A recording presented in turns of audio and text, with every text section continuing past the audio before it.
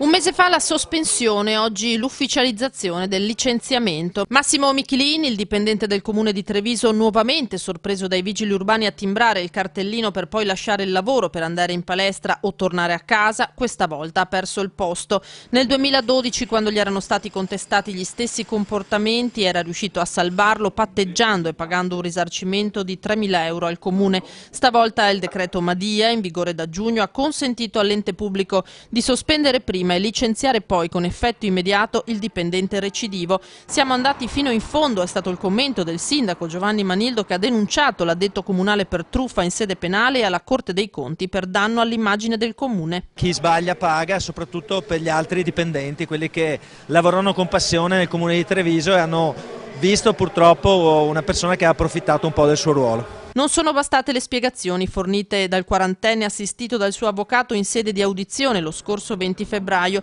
Aveva sostenuto trattarsi di brevi allontanamenti dal posto di lavoro di 20 minuti, un'ora al massimo. Purtroppo eravamo in presenza di una recidiva e quindi non potevamo fare altro che irrorare questa sanzione. Faccio anzi i complimenti al dirigente del settore personale che ha attuato con grande scrupolo la fase istruttoria e ha preso in mano la questione con grande professionalità e serietà.